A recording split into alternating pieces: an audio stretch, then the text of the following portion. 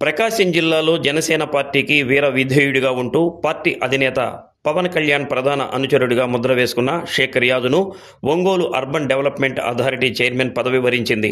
తాజాగా ప్రభుత్వం విడుదల చేసిన 31 నామినేటెడ్ పదవుల్లో ఓడా చైర్మన్గా జనసేన పార్టీకి చెందిన షేక్ రియాజును కూటమి ప్రభుత్వం నియమించింది. జనసేన పార్టీ ఆవిర్భావం నుంచి పార్టీలో క్రియాశీలకంగా పనిచేస్తూ జిల్లాలో జనసేన పార్టీ బలోపేతానికి ఎనలేని కృషి చేస్తూ ఇటీవల జరిగిన 2024 సార్వత్రిక ఎన్నికల్లో జిల్లాలో కూటమి గెలుపు కోసం ఆయన అహర్నిశలు పనిచేశారు. కూటమి విజయం కోసం పనిచేసిన ఆయనను ప్రభుత్వ జిల్లా పదవితో సత్కరించింది. ఈ పదవికి అనేక మంది పేర్లు పరిశీలనలో ఉన్నప్పటికీ జిల్లా నాయకత్వం షేక్ రియాజుకు మొగ్గు చూపడంతో ఒంగోలు అర్బన్ డెవలప్మెంట్ అథారిటీ చైర్మన్గా రియాజ్ నియమించబడ్డారు.